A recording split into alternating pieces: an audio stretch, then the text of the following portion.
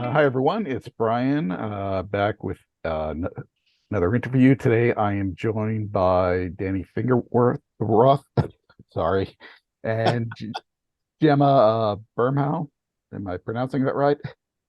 And Close enough. Exactly. and they're here today. I'm talking about the Jewish comic experience that's going on for the Center for Jewish History. Now, I was there this past weekend and I was highly impressed with what you guys did. You handled the Jewish origins of the comic industry, and it's really interesting to see, all these Jewish people who ended up creating these books and telling these tales and the history. And for me, it gave me a sense of pride, to be honest with you, because but how did this all come together, to be honest with Can I'll- I think I'll let Danny speak to okay. most of that. I'll say he came in after this was sort of I guess maybe a year-long effort from our colleague Miriam Mora at the Center for Jewish History, who kind of Right. brought us all together. Um, and I think it's a really excellent use of the collections that we house here in the building. And I think what Danny has curated is just an exceptional kind of snapshot into what that history can be and what it's become. And so I'll let him talk more about the process of how that came together. Thanks, Gemma. Well, let me just start by defining a couple of things that I think there might be a little brand confusion. The Jewish comics experience is this actual convention that's taking place the night of November 11th. They're giving out the Juice Awards. That is recognition, and I can talk about that in an achievement in Jewish themed or related comics. And then on November 12th, is an actual convention, again themed towards Jewish but meant to be inclusive. However, the exhibition that Gemma and I curated parts of is is is on display at the Center for Jewish History and will be on display, I think, through the end of the year. So I know that sometimes people kind of maybe don't quite get that the exhibition is a longish term thing. The Right. convention, the Jewish Comics Experience, is a night of the 11th and all day on the 12th. So having said that, I worked in 2016 and 2018, I worked with Fabrice Sapolsky, who's a very important part of this, on kind of earlier versions of what we call the Jewish Comic Con out at a small synagogue in Brooklyn. And a guy named Fred Polanecki Yep. was involved with that synagogue, and he helped get it off the ground. And let's just say I'm probably leaving out 20 other people that I should be naming. Started somehow Miriam had heard about it and wanted to do something on a bigger scale and brought in Fabrice, and Fabrice brought me in because I had been so involved with that. So um, it's it's a convention that celebrates the Jewish presence in the creation of the industry and of the best known characters, but ranging to the graphic novels like and non superhero stuff. So Jules Pfeiffer is involved. Certainly he's not involved this year, but you definitely would have to count Art Spiegelman as setting Right. off the kind of non, the memoir branch of Jewish comic. It's a lot of stuff, Yeah. And as I said, we're trying to to cast the widest possible net, defining who and what is Jewish, and we're welcoming anybody and everybody to come to the convention and to come to see the exhibition.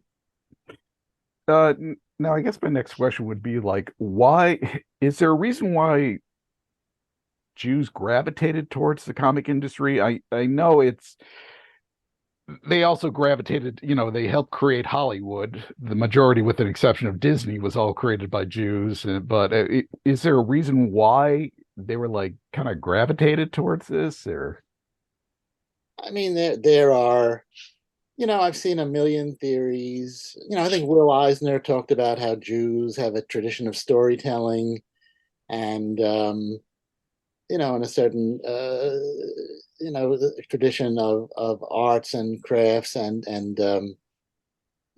so I think that's part of it. I think the specific comic book industry part came from Eastern European immigrants, most of whom came to New York, although the creators of Superman, Jerry Mhm. Siegel and Joe Shuster, notably were in Cleveland, but they too were in sort of a kind of Jewish ghetto or Jewish neighborhood.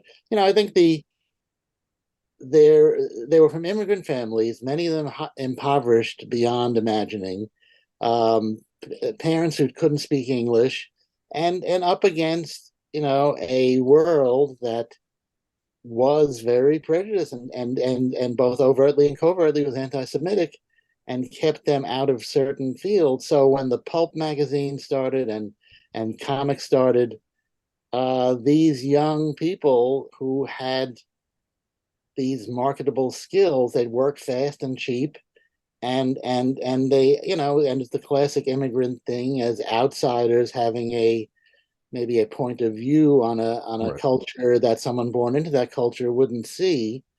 A lot of different reasons, but I think the publishing companies were, say, in New York, and there were a lot of Jews in New York, but Yeah. this was, and comics was considered maybe a half step up from pornography. The same publishers publishing pornography were publishing comics. What was pornography, in 19 Right. was a lot tamer, but this so it was not, nobody with pride said, I make comic books. This was not what you tried to outdo your cousin the doctor with. Yeah.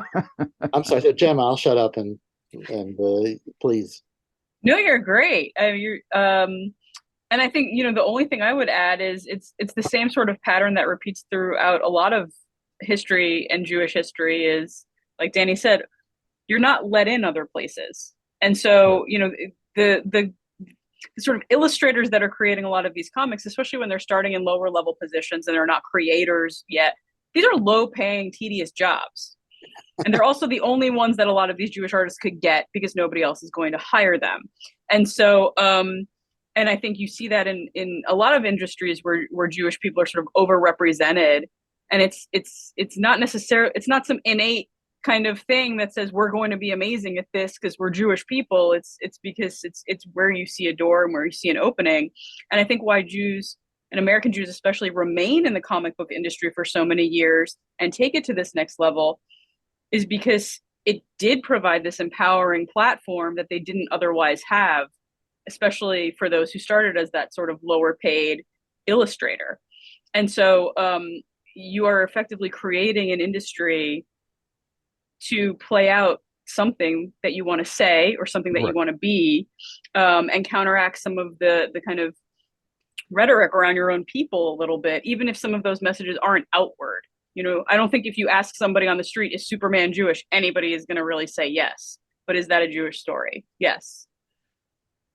That makes Right. sense. Well, the Superman story is the immigrant story, and there's a way of looking at it where if Superman was the bright, sunny, optimistic uh, immigrant story, well, Batman taking place, Batman being created shortly after Kristallnacht is a darker vision of urban life and crime and the role of the individual and society and what's fair and what's not fair. And again, I am by no means saying that this was intentionally done by by the creators, but you live one lives in one's times and you can't help but reflect them.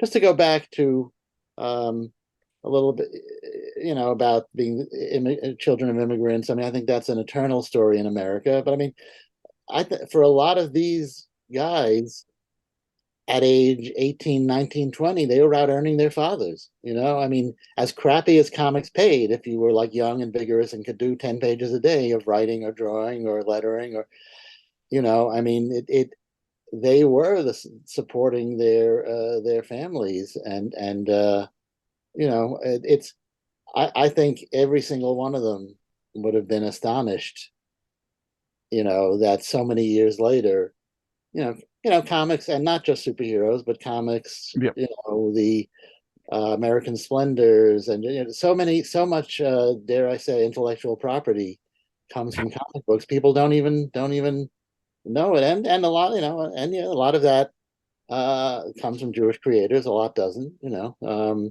but it was definitely not. It was not a field anybody was fighting to get into in 1935 or 40. It is interesting to see it's Judaism making kind of a bigger impact in today's comics. Where I mean, the only looking back, the only two I could really think of was, Magneto because of the Holocaust, and then Kitty Pryde because she always wore the Star of David. And then we found out later that the Thing, and then we started having other characters, and retcon after retcon. Now you have Batwoman, who's Batman's cousin. So she's Jewish, and technically that makes because her father's Jewish, who is the Martha is There's your chart, Brian. There's your yeah. chart. I'm getting confused, but technically Batman is Jewish because his mother was Jewish but he was raised Protestant. But I mean, these are kind of minefields. I mean, Marvel, I worked at Marvel for a long time, so obviously I follow what they're doing too. You know, they danced around Magneto actually being Jewish for a long till like right, 15, 20 years ago, because if you want to say here's the greatest villain of all time, and he's one of us, that's a not everybody, that's a tricky message to put out. right. It's sort of, it makes sense in his story, but for years and years and years, Marvel, until they did it in the movies, Marvel in the comics was very wary of saying that about Magneto. So it's definitely difficult territory. It's interesting. I mean, it's funny. I think a lot of the retcons of other pre-existing characters as Jewish, I think a lot of it is done by non-Jewish creators, Yeah, almost as an homage, or as an homage, or as just sort of, because I mean, we're living through times right now where it wasn't always great to call attention to the fact that you were Jewish. I mean that, so the original creators did not, whereas future generations, especially future Gentile generations, can kind of look at it without all that baggage and go, yeah, of course this character's Jewish, or wouldn't it be fun, or wouldn't it be interesting if this character were Jewish? it's just really, it's like you said, there's always been a lot of debate whether these characters were Jewish when they were created. And it's I think that was the last thing on the minds of like Siegel and Schuster, yeah, Finger. I mean, they were trying to make all American heroes, and all American stories, um, that everybody could relate to. I mean, look, obviously you can't say for sure that somebody didn't sneak a Yiddish. Will Eisner was famous for sneaking Yiddishisms into The Spirit, which was his famous, yeah. superhero type comic. Um, but a lot of this, and Gemma, I think maybe this is where your expertise might come in. A lot of it comes out of World War II and the World War II era. Do you think maybe that colored the creation and depiction? For sure. And I think there's a few different ways that World War II kind of influences the way that people are telling these stories. Some Okay. of it is, during World War II, and even you see it even today, there's kind of these accusations that Jews have like this dual loyalty, Right. that you're loyal to America, but really you're loyal to the Jewish people. And so by creating a lot of these sort of all-American stories, you are effectively saying that we are part of our community. We are American. Like, we're Jews, but we're ultimately, we are American. And so, there's kind of that reaction, especially as in the 1930s and then further into the 1940s when the war is really going, that dual loyalty myth starts to really take I think a disastrous turn in terms of obviously as bad as it could be in the Holocaust, but also in these smaller ways that anti-Semitism starts to really impact people.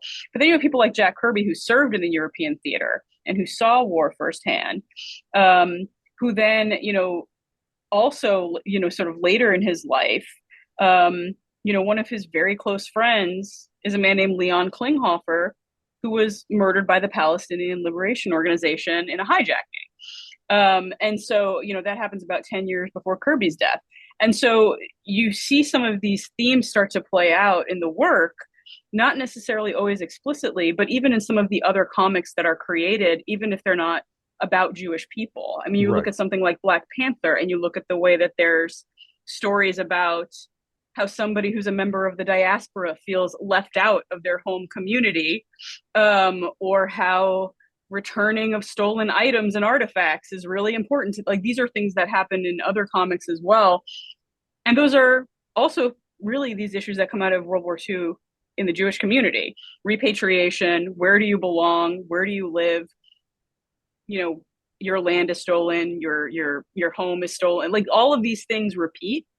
Okay. And so if you look at the way that I think war service, Holocaust survival, both of those things really impact how a lot of these artists see the world. And I think that really ends up influencing the work that they do. And of Okay. course, if you look at certainly the Marvel movies, I'm not sure if the DC movie, but the Marvel movies and TV shows they're the narrative generating engine of all those stories is World War II. I mean, Yeah. the way that Marvel's comics kind of even to this day go, but Captain America, living legend of World War II, right? I mean, when Captain America, when it wasn't really Captain, whatever when there was a story where Captain America ended a story saying "Hail Hydra," which was kind of a stand-in for Heil Hitler, people went nuts, which is why it was a powerful story, because that was the perfect character to get people upset with, and keep them buying your comics. But I mean the Red Skull, is still a villain. Nick Fury, I guess as Sam Jackson, I don't know if he has the same, roots in World War II that Nick Fury, the original Nick Fury did. But I mean, that is really the heart and soul of so many of the most popular stories to this day. Definitely shows. I mean, not just Captain America, but I mean, also you still have some members of the Justice Society kicking around, and you see their reaction, and it's every so often, you will have a writer who brings back like an old Nazi villain or brand new neo-Nazi villain. So Yeah, no, it's as in in art as in life. I mean, it's just present, and uh it's just present, and past. well, like I said in the beginning, the display you guys did was highly impressive. I loved it. I was there with my 13-year-old son, and he is I think with some of the Jewish heroes, it really made him be more proud of being Jewish. His favorite is Moon Knight, though, and I'm trying to explain to him why that's not like the best example. You'd say, what, and yet if he responds to it, and he's able to somehow say that character is somebody I can identify with. Yeah, Moon Knight is a very complicated story, and Yeah. yeah. Yes, as the former editor of Moon Knight, I can tell you, Moon Knight and Jewishness is a very complicated, tangled web. But it was on television, which means more people saw that miniseries than probably ever read the comic in the 40 years, the 50 years the character's been in the comics. So yes, and did your son take away like a positive feeling about Moon Knight's Jewishness, or? Oh yeah, I mean, he really did. Uh the other day he came running up to me telling me he found a website that listed all these Jewish heroes, and he's like, "Daddy, did you know Iceman is Jewish, or did you know so and so is Jewish?" So Jewish and gay. He covers a lot of bases. he's just it really gave him it was a way to just not just the Hebrew school and Sunday school and stuff like that, but it was a way just to get him into a little bit more pride. I mean, obviously he's aware of Mouse. He's 11, so he wants to read it, but he knows he's too young right now. And I want to introduce him to the Tenement stories from Will Eisner, just to show him a different aspect of everyday Jewish life. So but it's really cool just to see him have this full sense of pride just because of comic book heroes. Well, that's it's wonderful, and yet, I mean, I do like to think that it's obvious, these characters are so popular. Obviously, it's not just for Jewish Right. readers or viewers, but I think a Jewish reader takes something a little more personal about it. I mean, hopefully, if we're doing our job in making the comics and doing the exhibition, everybody can find something to relate to. But yeah, the fact that so many of them were created by Jewish, young people from the Bronx and Brooklyn, kind of makes it a New York kind of thing. Except for Siegel and Schuster, and they moved to New York after at a certain point. I say that as a New York native, so I'm a little prejudiced.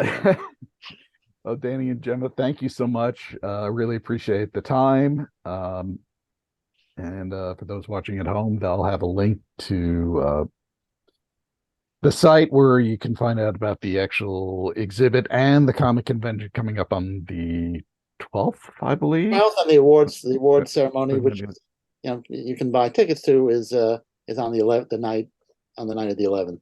Great. Again, thank you too so much. I really appreciate it. Thanks so much. Thank you. Take care, everybody.